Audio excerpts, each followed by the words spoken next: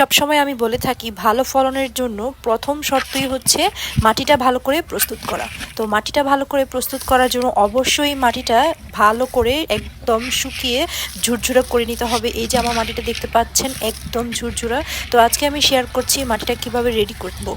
তো প্রথমে আমি মাটিতে মিশিয়ে নিচ্ছি 1 বছর পুরনো গোবর সার। গোবর সারটা কিন্তু অবশ্যই 6 মাস বা 1 বছর পুরনো হতে হবে।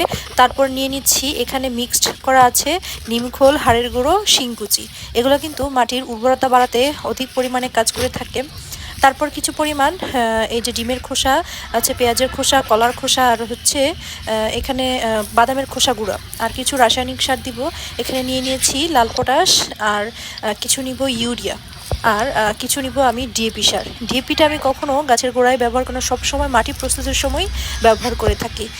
আর শেষমেশ আমি কিছু পরিমাণ ছত্রাকনাশক দিয়ে নিব, কারণ মাটিটা অনেক দিন পুরনো ছিল, তো এখানে যাতে ফাঙ্গাসের আক্রমণ না হতে পারে তাই ছত্রাকনাশক দিয়ে নিব। মাটিটা এভাবে বস্তাবন্দি প্রায় 7 থেকে 15 দিন রেখে দিবে। এখানে কিন্তু সরাসরি গাছ লাগানো যাবে না। রেখে দেওয়ার পর হালকা একটু রোদে আবার একটু শুকিয়ে নিব, কারণ এই যে রাসায়নিক সার দিয়েছি এখানে কিন্তু একটা গ্যাস তৈরি হতে পারে।